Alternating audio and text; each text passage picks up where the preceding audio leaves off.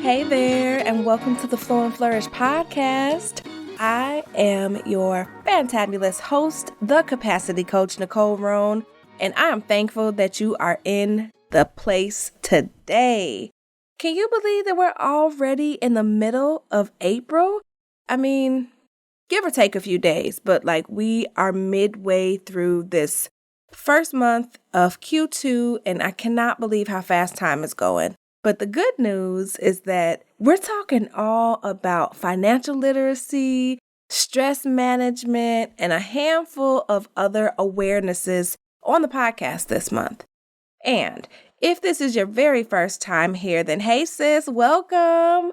Welcome to your new tribe, the place where we talk openly and honestly about all of the things that come with being the one in our friend and family circles, really being able to manage our personal and our professional lives and juggling all the hats, all the different priorities and everything that comes with that. So here you'll get all kind of tips, tools, strategies, all the resources you need to really be able to flow and flourish effortlessly in every single part of your life. If you have been here since the beginning and have listened to all the episodes, or you've just started to listen and you've come back, thank you. Seriously, thank you so much for coming back, continuing to listen, supporting, getting what you need to practice self-care on every single level. Thank you again for tuning in. Because April is so full of different awarenesses, I have started to talk a little bit about financial awareness, stress awareness, or stress management in general. And today I'm going to be talking about something that is a little bit heavier, but that it needs to be discussed. And it's talking about the undiscussed or underdiscussed, undermentioned, however you want to look at it. Talking about the epidemic of alcoholism. Now, it's no secret that alcoholism has had a significant impact in my life because my husband was an alcoholic, and actually he just made 2 years sober on April 11th, and I'm super proud of him. And I would be lying if I said that he wasn't part of the inspiration for this, but it's also because when I was going through what I was going through with him, there wasn't a whole lot of information that really helped me as someone who was trying to help someone who suffered from alcoholism. And so I really just want to put all of this out here to bring awareness because I know that I am not the only person who has been impacted by alcoholism. And so before I get into today's episode, I do want to let you know that today's episode is being brought to you by The Art of Flow, which is my signature 12-week individual one-on-one coaching program. This program is for you if you are really looking to design a life that meets your terms. I help you over the course of 12 weeks to create and implement boundaries, to learn how to really reconnect with and prioritize yourself, and ultimately gain and regain control of your life. We'll be working on aligning your values and your priorities, getting rid of those outdated limiting beliefs that you may have that are likely the reason why you are blocked in one of your areas of flow. We'll also go through each and every area of flow, so all 5 of them, to really help you be able to flow and flourish effortlessly between your personal and your professional life. So if you are looking for some help in managing your capacity and really being able to have balance between your personal and your professional life, then go directly to my website so that you can book a free discovery call so we can see if the coaching program is a good fit for you. Okay, so today's episode is appropriately titled, It's the Awareness for Me, the Under-Discussed Alcoholism Epidemic. And I'm going to be talking a lot about what exactly alcoholism is, some of the different risk factors, because many of us, whether we know it or not, are actually predisposed to alcoholism. I'm going to talk a little bit about the different impacts that it has in your health flow, your cash flow, and of course your heart flow. And I also want to give you some red flags to look for in case you or someone that you know or love may be suffering from alcoholism. And of course, last but not least, you know I do not leave you without tips. So I'm going to be giving you some tips on what to do if you find yourself or someone you love in this particular epidemic. So what exactly is alcoholism? And I love definitions. So depending on which one you click on in Google, you'll find a variety. And it really is considered a disease or a condition that in general results in significant mental or physical health problems from drinking alcohol. So feel free to Google yourself, but that's the holistic definition of alcoholism. Now, the reason I'm calling it an epidemic and an under-discussed epidemic is because over 85,000 people in the United States alone die from alcohol. Whether it's alcohol poisoning, a domestic violence-related alcohol situation, kidney disease, liver disease, heart disease, any of those things. Alcohol is the root cause. And so that's literally more people that die from alcohol-related deaths than people who die from the opioid epidemic. And we hear all the time in the news, in the media, all over the place about how the opioid epidemic is taking a toll on the U.S. But how come we don't hear about it like that for alcoholism? The actual more specific number is around 88,000 people per year that are dying from alcohol-related deaths. And when you break that down to how many people are dying on a daily basis, it comes to 260 people a day. That's a lot of people. And alcohol-related deaths make up the third largest category or reasons why people die in the United States. Number 1 is smoking and tobacco. Number 2 is poor diet. And number 3 is alcohol. That blows my mind. I believe there are a couple reasons why we are not hearing about this, why it's not being talked about, and why it is just this hush-hush epidemic. For starters, alcohol is the most available, widely used, and misused recreational drug in the world. Yes, it's a drug, okay? And on top of that, it's a $100 billion industry. And so you would think that with the significant amount of people who die because of alcohol, that there would be more of a conversation happening, right? But there's not. And the fact that over 17 million Americans alone suffer from alcoholism and only 10% of them get help, that's a whole problem. And I know you hear the passion in my voice, and I've shared frequently about my experience with my husband, but what other people may not know is that both of my parents suffer from alcoholism.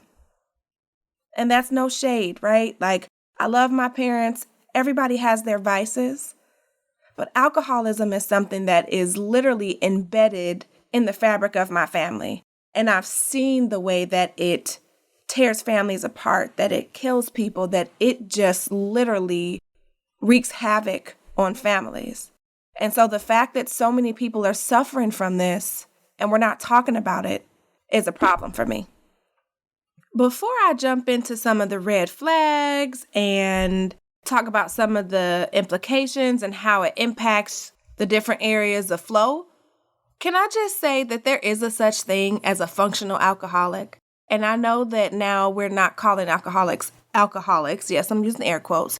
We're saying that it is technically, or the PC term is, someone who has an alcohol use disorder, or AUD. I just want to put it out there that out of the 17 million people in the U.S. who secretly struggle and suffer from this disease, a good 1/3 of them are functional, meaning they get up, they go to work, they have really good high-paying jobs, they're not really in trouble with the law, they are just really doing the things that they need to do on the outside. But behind the scenes, they're secretly struggling with cravings and trying to quit and obsessive thoughts about their next drink, which is what leads people to be caught in the alcoholism cycle. Speaking of cycles, I want to start and talk a little bit about some of the risk factors for becoming an alcoholic or suffering from alcohol use disorder. Because I mentioned earlier in the podcast that you may be predisposed to this and you might not even know it. And so there are 4 main risk factors that I want to share with you today. The first one being your environment. Specifically, if you have a parent, a sibling, or a close relative that suffers from alcoholism, you are 3 to 4 times more likely to become an alcoholic. Think about that for a second.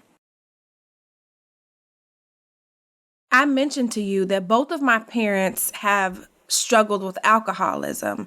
And so that means that between me and my 9 siblings, we've all been predisposed to be 3 to 4 times more likely to struggle with alcoholism.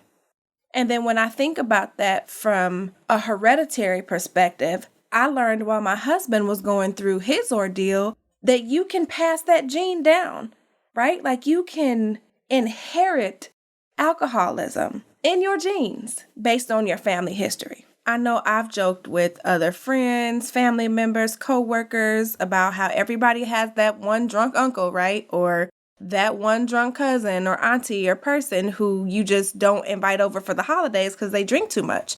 But think about how that impacts you and the rest of your family. So being exposed to that and having that literally in your DNA can have an impact on whether or not you struggle with alcoholism. So that's number 1. The second risk factor is your mental health. So those who suffer from depression, anxiety, bipolar disorder, schizophrenia, those sort of mental health conditions are at risk for being or struggling with alcoholism. And that's primarily because as somebody who is an occasional drinker, I know that I've used drinking wine or my favorite cocktail or whatnot as a coping mechanism. And oftentimes when you are struggling with mental health conditions, it puts you at a greater risk for becoming an alcoholic. So if you have any of those conditions, you want to be mindful of your alcohol consumption, your alcohol patterns. And just so we're clear, this does not mean that you automatically will become an alcoholic or suffer from alcohol abuse. It just means that you are at a greater risk of developing this condition or disease. So don't shoot the messenger, okay? I'm here to drop knowledge, to raise awareness, and all of that good stuff. Okay, so let's go to risk factor number 3. I found this one kind of surprising, but it is having low self-esteem. So if you struggle with low self-esteem, that too puts you at risk for struggling with alcohol. As somebody who has struggled with low self-esteem, I can attest to that. Again, I've had depression and anxiety and low self-esteem, and I can remember trying to drink my problems away and trying to, even in high school, drink to fit in sometimes. So if you have the awareness that self-esteem is something that you're struggling with, I want you to really be mindful of these other factors and how all of these can kind of play together and create the perfect storm. And last but not least, the 4th risk factor that I have for you is high levels of stress. Okay, so let's pause. I want to take a quiz really quick. And part of this comes from the capacity calculator and kind of how I built that out. But if you are a parent to a child or a fur baby, if you work a full-time job and or you have a side hustle, if you have a significant other, if you said yes to any of those things, automatically you got stress, right? Probably high levels of stress, because I know I joke with you guys all the time about how this 6-year-old be trying to take me out. And then I have this almost grown baby girl who will be 18 in May. And that's a whole level of stress that is just like, oof, right? And don't add having a significant other. Like, it's definitely a blessing. I'm not saying that it's not, but that comes with the good, the bad, and the ugly as well. So again, if you said yes to any of those things, newsflash, you're managing some stress. And if you have a high level of stress or you're exposed to or constantly under stress, you're at high risk for alcoholism. So keep all 4 of these risk factors in mind as you listen to the rest of this podcast. Let's talk a little bit about how alcoholism can impact you in the different areas of flow. And really, it can show up, and it does show up in each and every one of those areas.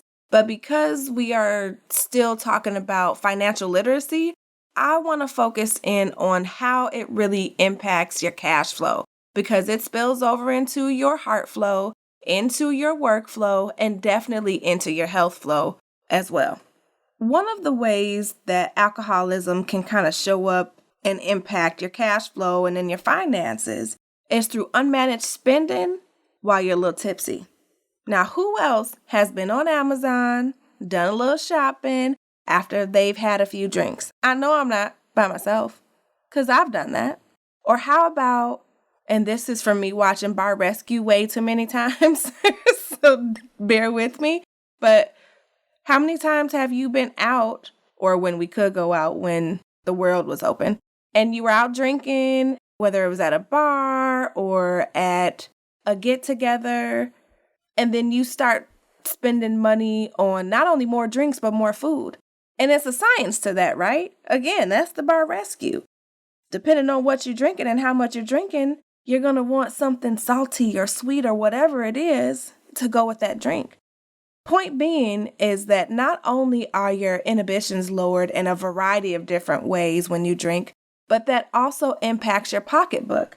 There are countless studies that show hundreds of thousands of people admit to splurging on shopping while they were under the influence. So that's one way.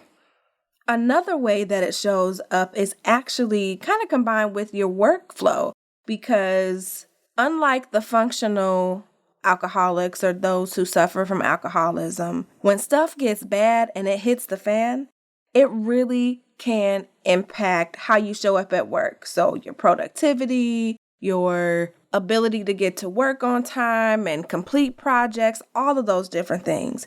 And if it gets to a point where it's significantly impacting your work, of course, that can lead you to getting fired, which really takes a toll on your finances. Nothing more devastating than losing your income, right? And I've seen this firsthand too. I've shared bits and pieces of my story around my husband's struggle, and I've gotten his permission to share this, so don't nobody think I'm just putting him out there. We've talked openly about this.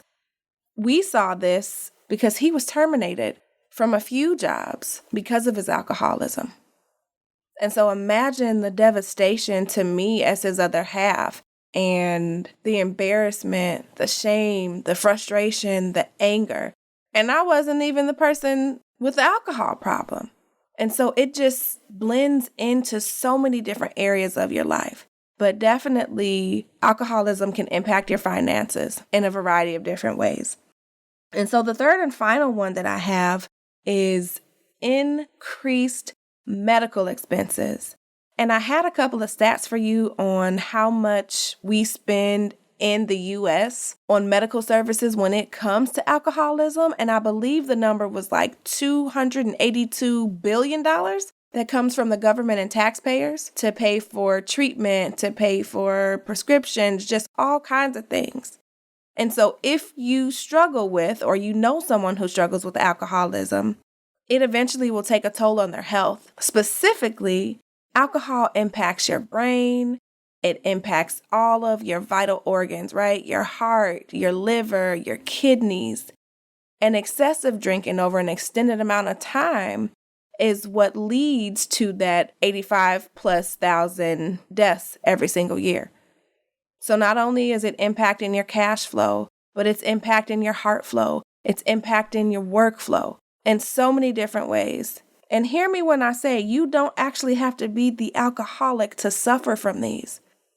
Because on the receiving end, I firmly believe that a good chunk of what I was dealing with secretly and suffering in silence with is what landed me in ICU. Because the stress, literally the stress that came from trying to keep on my mask, keep on my work face, be there for the kids, and just all of those different things, it took a toll.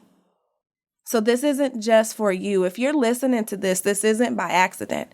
This is because either you or somebody that you know needs to understand that this is a real epidemic. But there are ways to really combat it. And so before I jump into some of those different tips, let's talk about some of the signs and symptoms or red flags of alcoholism.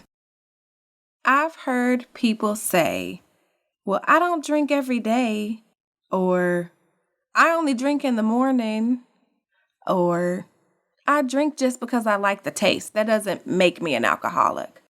So for starters, while there's no specific prescription that says, hey, if you do X, Y, and Z, then you're considered an alcoholic, I do want you to know that for men, if you drink more than 4 drinks a day or 14 drinks in a week, that is a huge red flag. And for women, it's if you have more than 3 drinks a day or more than 7 drinks a week. Remember, there's no one-size-fits-all approach when it comes to this, but that's just a general frame of reference for you. So I'm going to share with you the top 5 that I've either seen, witnessed, read about, kind of combined, that I think would be helpful for you to pay attention to. Number 1 is making excuses to drink. For example, do you or have you heard someone say, I only drink because I need to relax, or I'm drinking because I had a rough day, or I'm entitled to drink because I work hard? That's a red flag. Because at the end of the day, and listen, I'm telling you, I'll have an occasional glass of wine. I do the wine Wednesdays, right? On Clubhouse. But I'm not drinking every single day. And I don't need it to relax. Is it a nice to have? Absolutely. But if you or someone you know or someone you love is constantly or frequently making excuses to drink, that's a red flag. Number 2 is strong cravings. I'm talking about these intense cravings like, ooh, if I don't get a drink, I don't know what I'm going to do. I might hurt somebody. And kind of coupled with that, mood swings or withdrawal if you don't get that drink or if that person doesn't get that drink. So having these intense cravings and need to drink is another red flag that you want to pay attention to. Number 3 is a big one, and this is something that I saw growing up. It's something that I experienced in my marriage, so I know about it firsthand, unfortunately. But it's when the person drinking continues to drink, even though it's causing problems at home, at work, or with friends and family. So regardless of the trouble that it's causing, whether it's DUIs or warnings at work or your significant other saying, hey, babe, I think you got a problem, or people having these intervention type meetings and you still continue to drink or they still continue to drink, that's a huge, huge, huge red flag. So don't ignore it. Number 4 is drinking in secrecy. So you're hiding the fact that you're drinking, whether it's being hidden from a significant other, from a friend, a family member. If you're doing it secretly and you don't want anybody to find out about it, that's a telltale sign that this is a bigger problem than just needing it to relax. And last but not least is you notice that there's a higher tolerance. So it used to take, I don't know, a can of beer, a glass of wine, something like that to just feel a little bit of a buzz. But now, in order to get that same level of buzz, you got to drink a whole 6-pack or a whole bottle of wine. And oftentimes we just equate it to, oh, maybe it's a different brand, so it's not as potent. But the truth is, when someone drinks so frequently, their tolerance level is increased because their body needs more of it to be able to feel that same feeling. And so if nothing else, paying attention to yourself or the people around you that you love and being able to say, hey, I noticed this about myself, or I'm noticing XYZ about you and I'm worried about you. Being able to be aware, that's why I said it's the awareness for me. Because my stepdad used to tell me all the time, to be aware is to be alive. And it's the same when it comes to managing this epidemic of alcoholism. Too often, many of us are struggling by ourselves because we're embarrassed, because we're ashamed, because we don't want to look a certain way. But it's too many of us doing that. And it's too many of us who are dying. Over 260 of us a day to be exact. So we got to get better. We got to do better. Now let's talk about a couple of the ways that you can either help yourself or help somebody that you love who may be exhibiting some of these red flags. The very first step is to really recognize your role. So whether you are the person who is struggling with it or you are a close friend or family member, understanding your role is going to be key. Because for me, that was number one, recognizing that I was enabling a lot of different behaviors. I mentioned that my other half lost a couple of jobs. He'd also gotten a couple of DUIs. Honestly, the first time he received a DUI, I was in denial. I don't know if it's because I was super pregnant with our son Liam at the time or what, but I just kind of dismissed it. And then when he lost his job the first time, of course I was angry, but I still was in denial and thinking, you know what, maybe it's just a fluke.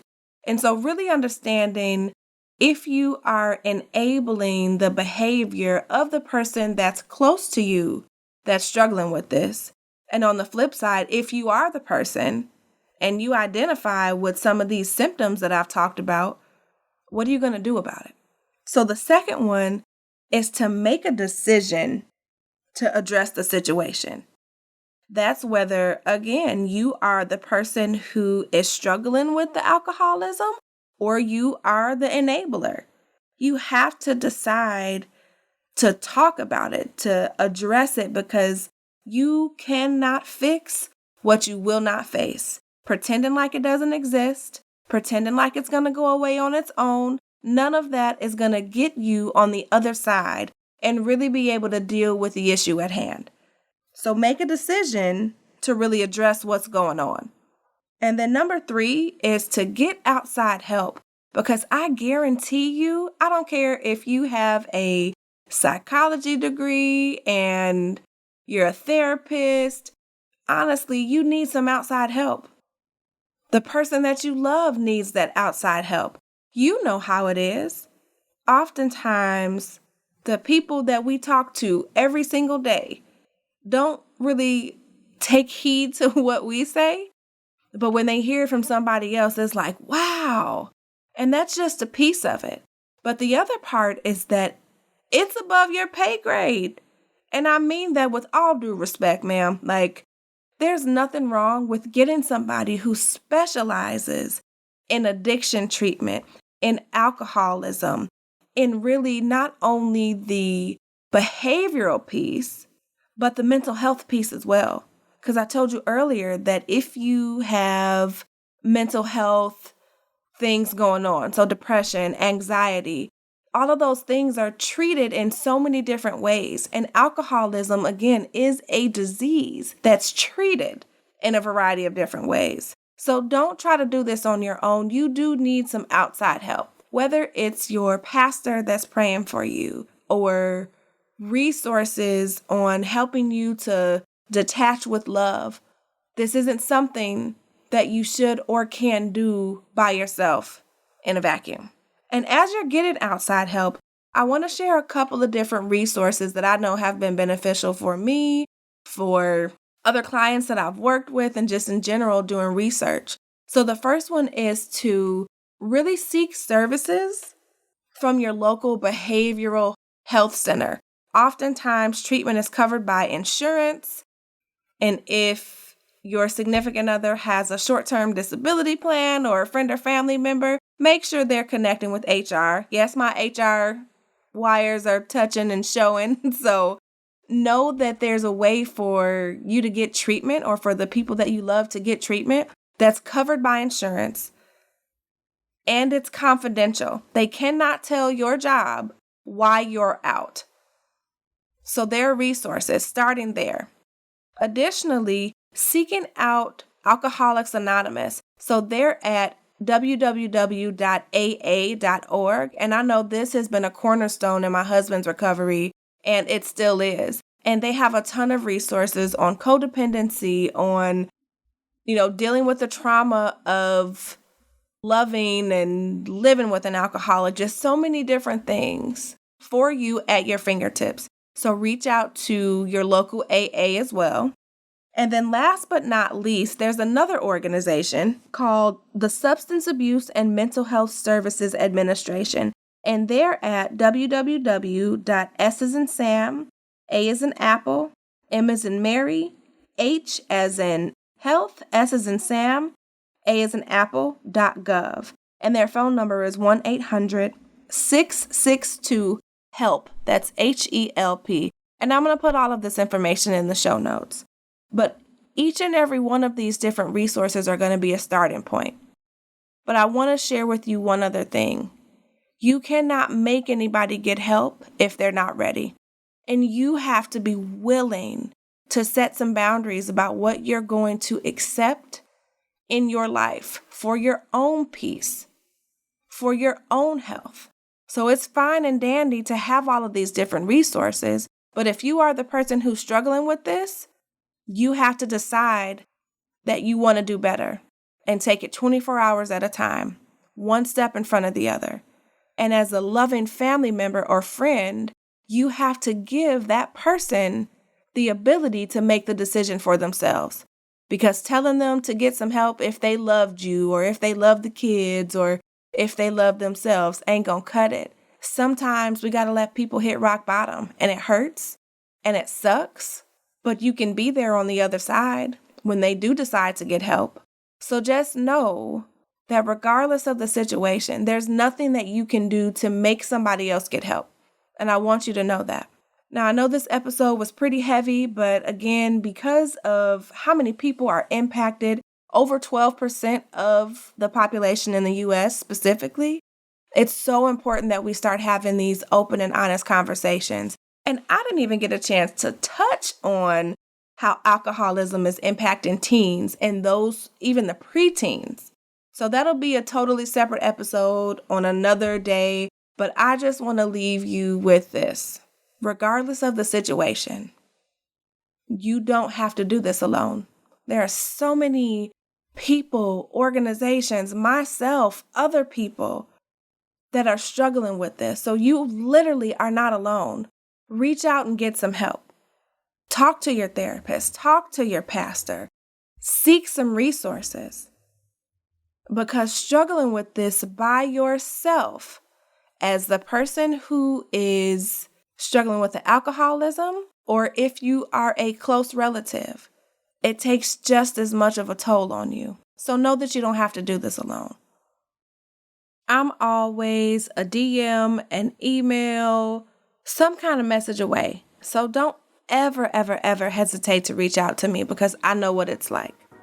And until next week, I pray that you have a wonderful week, that your Q2 is off to a great start.